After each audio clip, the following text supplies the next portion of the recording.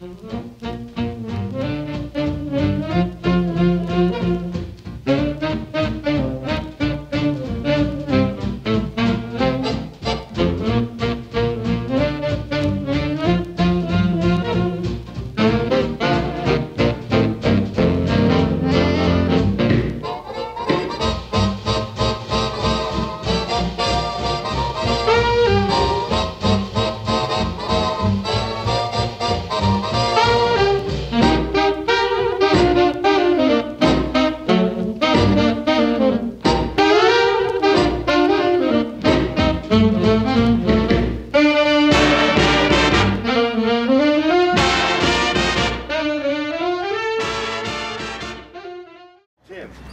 the 506 walked into Bastogne, they came from the road we came in by car, but they took a left turn and came out of this small road and then made a left on the Houffalize road, straight up north, because this road goes straight up to Foy, and to Neuville, and to Houffalize.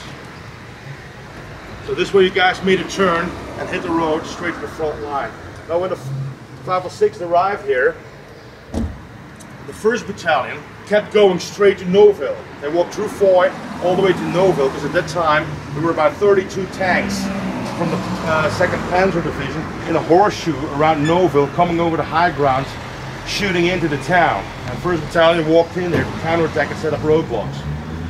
You guys walked into Foy, and I believe there was Singh standing there, giving directions. And 3rd Battalion was sent up in Foy to the eastern side of Foy, hold the line from Foy all the way up towards the railroad tracks on the high ground. While 2nd Battalion went straight into reserve into the back of the Jacques Woods, of the Bulge. Now how do we know that you guys walked in here? Because they took photos of you guys.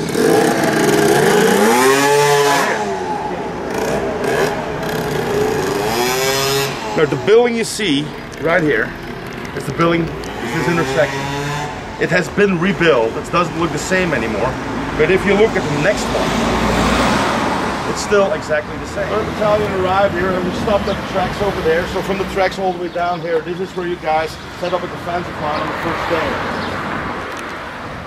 for the trip. And then on the 20th, you guys moved like a bubble around Foy and towards Recogne to set up a defensive line. That's where we stayed. And that's where you stayed. This is Jim's first time back here.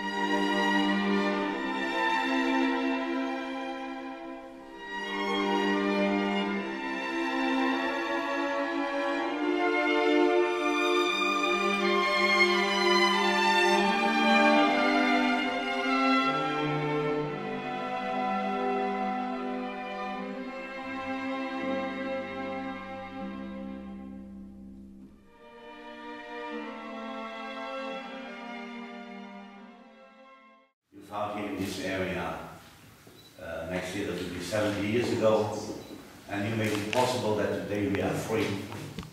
Freedom is never free, and the city of Bastogne will never forget when we say a warm thank you. But we are still working here in this city to remember the things that happened 70 years ago. That we mean next year we'll have an opening of the Memory Center. There are often new memorials. The city is real, working each day on it to keep the memory. It's a tradition at the city of Bastogne to present a medal to the veteran we had the honor to welcome, and Mr. Collignon will also present some other small gifts from our city. Alors un deuxième petit cadeau, c'est des mis une plaque avec M. Macauliffe. The very well-known General McAuliffe Square. Well, I want all of you to know that it's a privilege for me to be here. We talk about sacrifice. You say that we sacrificed to come here before. We did not sacrifice. We came here with a purpose. which was to drive the Germans out and give you freedom back. I hope we did that well. And I'm gratified to see all of you people here who are interested in the history that happened here. From the bottom of my heart, I thank you very much, all of you.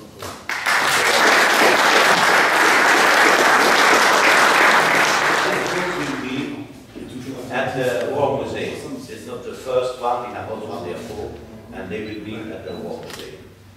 You came here are going to be gone in a few years. I'm 92 years old. I certainly can't last a whole lot longer. But all of you people, I'm gratified to see the interest you have in the history. You are going to be the last generation to talk to people like me. You carry it on. And when you hear people talk about history after we're gone, if somebody tells you something's not right, you can say, no, that isn't right. I've talked to those people. I know that's right. And I'm pleased to see so many people interested in carrying on that history. And remember this, freedom is not free. You don't get freedom once. You have to fight for it every day that you live, or somebody is going to try to take it away from you. And freedom once lost is seldom regained. The people of World War II were very fortunate that we regained our freedom. But be vigilant. Be careful of your leaders. Question them. Make sure that they are not taken away. I want you guys in Detroit. You know, and you walked in and you saw the sign that said Bastogne. Would you please mind sharing with the group what you said? Well, we didn't know where we were, or where we were going, or what we were going to do. And I saw this sign there that said Bastogne. I didn't even know how to pronounce it. I didn't know what country it was. I don't know why I said it, but I said to the guys with me, take a good look at that sign. We're going to make history here. And little did I realize what would happen. And I feel it was an honor and a privilege to have been a part of history. I do not feel it was a sacrifice on our part. Okay, Jim, thanks for sharing the story. And also on behalf of everybody visiting here, I want to meet you. I always remember reading that, what you said when you saw that sign. So we have a little gift for you as well. Sing Bastogne. Right history here. Thank you.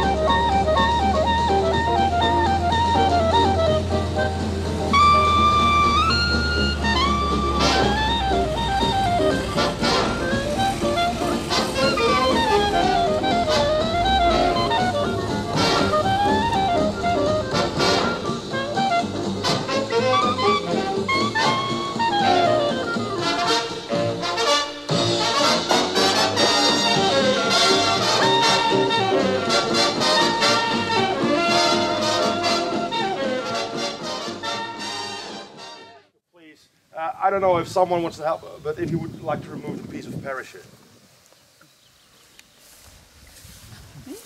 You. Anytime you do something special like that, should be a pretty woman. We'll do it together. Yeah, do it together. Yeah. Yes, we'll do it together. All right. Okay. Wait.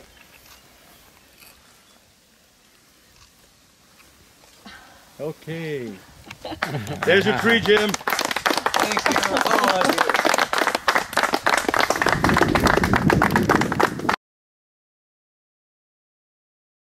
We had to make sure your visit will never be forgotten. No, it will not.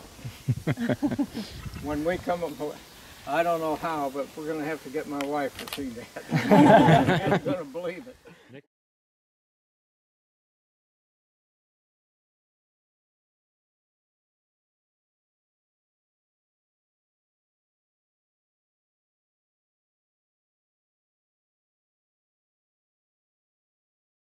I got a note here. This is for the American commander. So Major Jones grabs the ladder, hops in his Jeep and drives all the way up to the barracks right here where General McAuliffe had set up his headquarters. At that time, McAuliffe was already promoted to be the overall commander of the encircled troops in Bastogne. He was down there in the meeting, Harry Kennard was there, Ned Moore was there, Danahy was there. And Jones, he walks in, but McAuliffe's been awake for like 40 hours. He'd been visiting the guys on the field, he had 2 glasses of wine. He was like drizzling off a bit, and Jones walks in and he says, "Hey, sir, the Germans are here. They want to talk about surrender." And McAuliffe, he lifts his head and he says, "What? They want to surrender?" So Jones, no, he said, "They want us to surrender." And then he reads out the letter to General McAuliffe, and I'm going to read a part of that letter to you guys. Now, to the USA commander of the encircled town of Bastogne. The fortune of war is changing, and this time the US forces in and near Bastogne have been encircled by strong, heavy, armored units. There's only one possibility to save the encircled USA troops from total annihilation, and that's the honorable surrender of the encircled town. Now, in order to think it over, a 2-hour term will be granted, beginning with the presentation of this note. And if this proposal should be rejected, 1 German artillery corps and 6 heavy anti-aircraft battalions near Bastogne are ready to annihilate the US troops. The order for firing will be given immediately after this 2-hour term, and all the serious civilian losses caused by this artillery fire would not correspond with the well-known American humanity. Signed, German commander.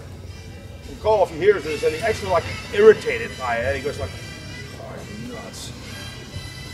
And then he left, because what he often did is visit the artillery boys who were located, a lot of them, right here on the side of the barracks, because near Savvies where most of the artillery was concentrated at the time. And when he came back after like an hour and a half, you know, Colonel Harper had arrived to the barracks, and he says, "With all due respect, sir, but I still have these Germans waiting for your answer."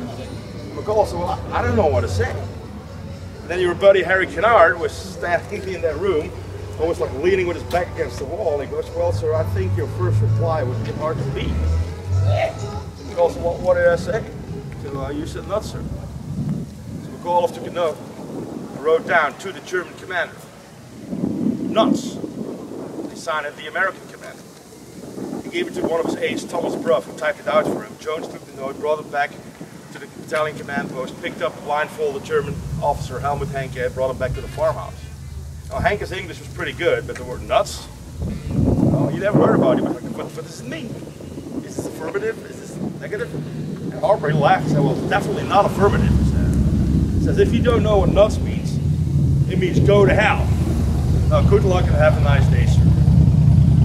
Now, both German officers walked off, and halfway the driveway, Henke, with his fist in the air, called him, "Well, I'm going to be you all bird in hell." Now, after that reply is when the Germans bombed Bastogne 3 days in a row on the 23rd, 24th, and 25th of December, of course. But that reply made McAuliffe very, very popular. You probably remember. But Harper also said later, "I don't know why in the world I said good luck." Yeah, he regretted it, wishing him good luck. You want to know the rest of the story? Sure, go ahead. One of the people there was Captain Von Peters, a surgeon. And I often wondered why a surgeon was there. Now, when we were in Saalfelden after the war, there was a lady came in to the CP and talked to the CO, and she was a little upset because some of our guys had been verbally harassing her. She went back and forth. And he sent me out to her house to smooth it over. Her husband had put her out there because he thought it was safe. She had been a professor at the University of Vienna, and she and her mother were living there. And I went and I had tea with her. And we got things smoothed over. And the result of that, we had about a 2-month relationship. Now, how do I know? And she told me about it, that her husband was the one that was at that surrender thing. How did she know it? There were no magazines, there were no newspapers, there was no radio. And she said he wrote me a letter. And we're out in the cold. We never dreamed, any of us, we'd be back here. Like most of us didn't think we'd survive the war, but we did. I want to say again, I can't say this enough, there was a lot of talk around, loose talk, all over the world. We came to save Europe. That isn't true. We came to collaborate with the armed forces of Europe and the United States to save the world from a tyrant. It's that simple. And had we not all gotten together and done this, the world would be a different place today. And I'm pleased to see that we have people today carrying on that security for all of us. It's very important. Also, it's very important to understand, as I've said before, once your freedom is lost, it's extremely difficult to regain it. And much blood is shed to do that. A lot of big decisions were made right here as well. Not only McAuliffe was here at one point, Patton was here, General Taylor took over from McAuliffe, because when Taylor came in on the 27th after the siege was broken, he took over the command of Anthony McAuliffe right away. And on January the 7th, General Taylor moved the headquarters away from the barracks, and he put his intelligence section in Île-à-Pré and the rest in the Île-à-Hesse castle outside of Bastogne. McAuliffe on January 7th, he was sent to take over the command of the 130th. Now, would you mind explaining for the camera and to the group here what they mean by an M1 thumb? What? Yeah. If you weren't careful about this thing, you would get your thumb caught and would mash your thumb. It only took one time for that to happen, that you didn't do it anymore. We did not shoot unless we had a target. You had to right here because you didn't have enough ammo. That's right. And most of the time, if you're on defense particularly, a sergeant or an officer would designate targets. When the Germans were coming in, you didn't all shoot at one guy. He's this, and you didn't fire until he told you to. It's like you guys did in Recogne. The only trouble with the M1 that I know of, it's gotten a hell of a lot heavier since I've carried it.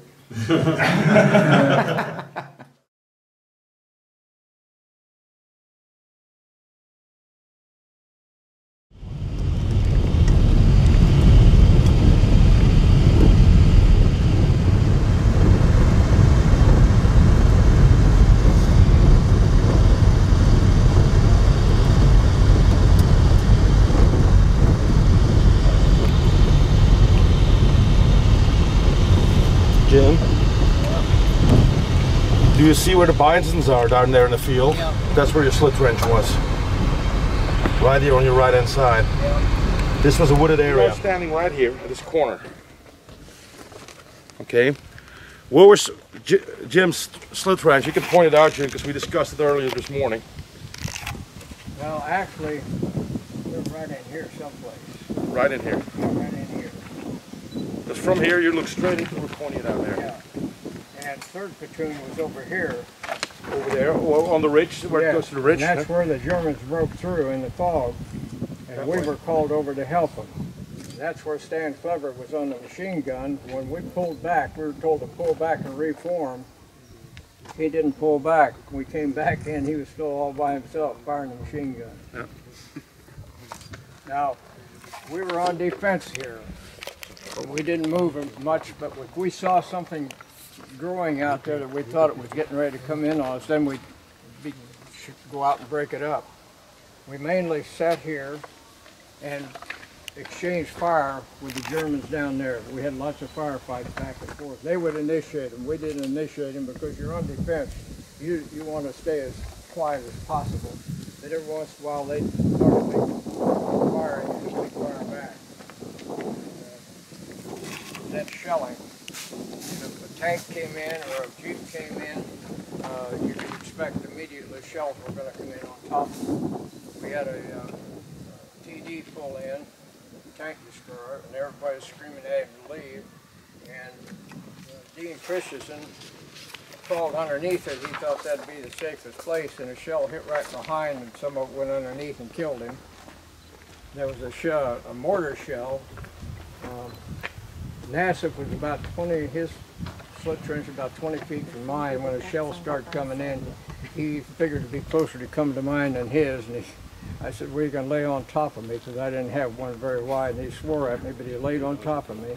One hit just outside our slit trench and covered us with dirt. We were both, our hair, our face, our mouth, everything was dirt. So that's the way we live. Well, when G Company here, well, 3rd Battalion came here, G Company was at about 140 guys, maybe a little more in that. We were almost full size. Almost full size. But G Company, H Company, when they got it, there were like 42 of them. Yeah. That was a company. I Company, when they arrived here, there were only 23 of them. That was a company. That's normally half a platoon size. That was a company. But we only went out with about 69. Yep. You, at the end, after mid-January, when you moved out, there were 69 of you left. Yeah. I Company was down to 11. Yeah. And H Company was down to like 21 or so.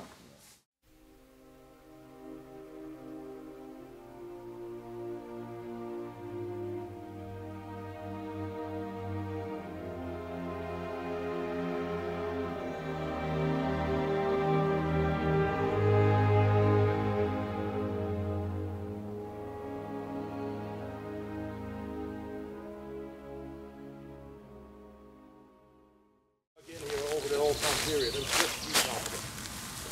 H and I were up there.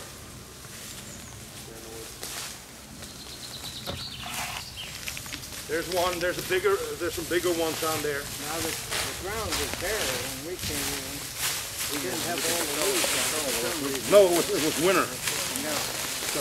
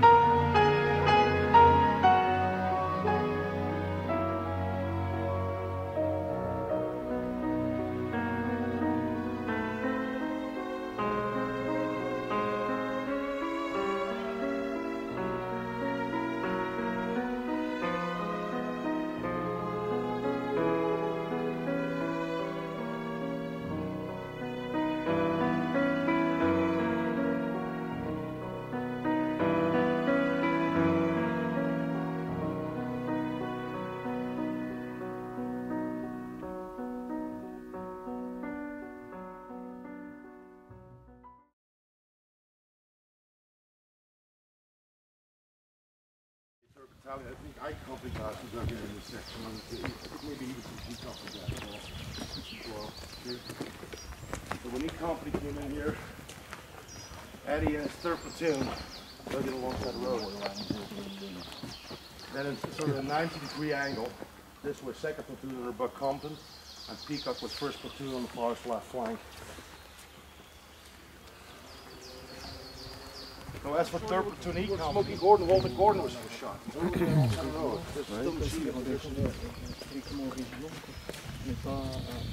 We're about 90% sure that that's the position where he was shot. You'll never can tell. On behalf of your Belgian friends, we have a little gift for you. I can't read it. I don't think you need reading glasses for that. Just open it. See what's inside. It opens like this. Here. Oh, it opens this way? Yeah.